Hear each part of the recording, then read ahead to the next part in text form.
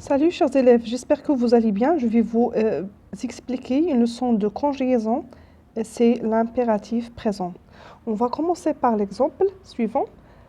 Pose ce déguisement et va te laver. Pose et va exprime deux ordres. Ces verbes sont conjugués à l'impératif. On passe à la définition. Donc l'impératif est un mode qui comporte deux temps. Il y a l'impératif présent et l'impératif passé. L'impératif présent se conjugue à trois personnes et il exprime le plus souvent un ordre.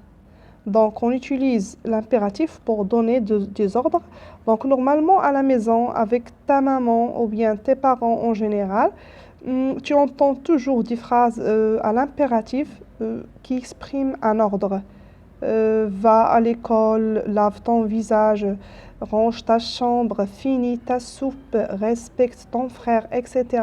On entend souvent ces phrases-là à la maison et aussi dans la classe avec la maîtresse. Donc, vous avez un exemple là. Envoyez-moi une carte postale, c'est le verbe envoyer. Alors, la formation du présent de l'impératif est... Donc, le présent de l'impératif, plutôt, ne se conjugue qu'à trois personnes. Donc, il y a juste trois personnes. La deuxième personne du singulier et la première et la deuxième personne du pluriel. Le sujet n'est pas exprimé. On n'emploie pas le pronom personnel. Les terminaisons sont indiquées à celle du présent de l'indicatif. C'est un temps plus facile à conjuguer. On prend juste la deuxième personne du singulier, la première et la deuxième personne du pluriel, du présent de l'indicatif. Les terminaisons pour les verbes du premier groupe sont E, ONS, EZ. C'est pour les verbes du premier groupe. Voilà l'exemple. E, ONS, EZ. C'est pour les verbes du premier groupe, bien sûr, qui se terminent par ER. Rentre, rentrant, rentrer. Pour les verbes du deuxième groupe et les verbes du troisième groupe, les terminaisons sont S, ONS, EZ.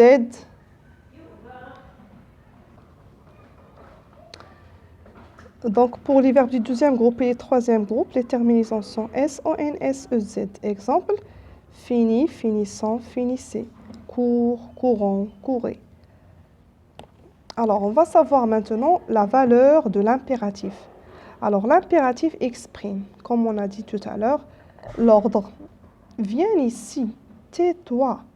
Le conseil, offre-lui des fleurs. L'interdiction, ne claque pas la porte. Alors, avec le verbe vouloir suivi d'un verbe à l'indicatif, l'ordre est formulé de façon plus atténuée, plus polie. Veuillez quitter ce lieu, s'il vous plaît. Avec le verbe aller suivi d'un verbe à l'infinitif, l'idée exprimée par ce dernier est renforcée. Exemple, n'allez pas échanger ces images. Le pronom on et y. Alors, en présence des pronoms on et y, les verbes du premier groupe et certains autres verbes aller, offrir, ouvrir, s'offrir, cueillir prennent un S à la deuxième personne du singulier de l'impératif. Exemple, parle-en, vas-y, cueille-en. Alors, voilà un piège à éviter. Alors, il ne faut pas confondre entre les terminaisons de l'impératif présent avec celles de l'indicatif présent à la deuxième personne du singulier.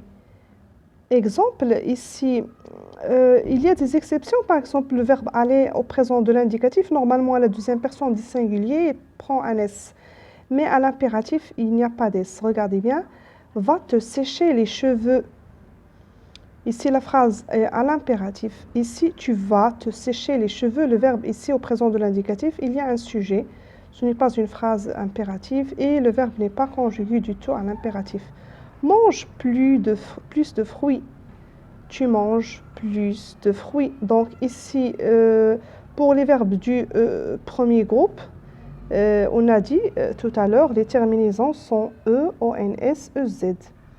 parce que la deuxième personne du singulier avec les verbes du premier groupe prennent un S. Mais quand on conjugue à l'impératif, on enlève le S. J'espère que vous avez bien compris le cours. Je vous donne rendez-vous dans une nouvelle leçon. Si vous avez aimé la vidéo, n'oubliez pas de cliquer sur le bouton j'aime et de vous abonner dans la chaîne pour recevoir les nouveautés. Merci.